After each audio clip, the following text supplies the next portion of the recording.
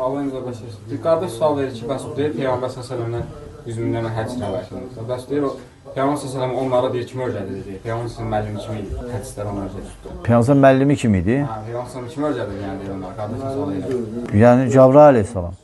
Əlbəttə. Cəbrail əleyhissalam vəhiy ilə gəlirdi. Öyrədirdi Cəbrail əleyhissalam.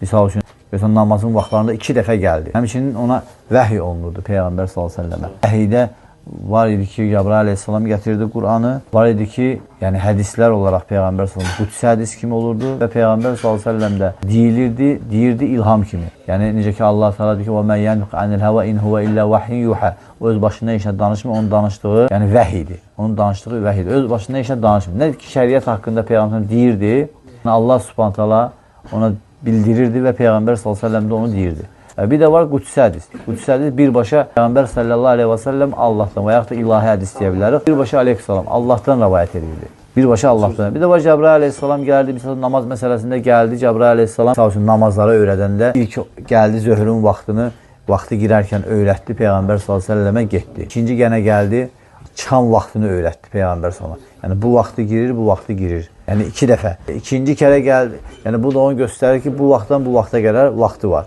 Gəldi əsri öyrətdi, sonra yenə gəldi əsrin çıxan vaxtını öyrətdi. Gəldi məğribi öyrətdi, sonra gəldi məğribin çıxan vaxtı. Gəldi işanı öyrətdi, sonra gəldi işanın çıxan vaxtını öyrətdi. Yəni Peyğəmbər sallallahu əleyhi və səlləm. Cəbrail əleyhissalam Peyğəmbər sallallahu əleyhi və səlləmə öyrədirdi. Amin.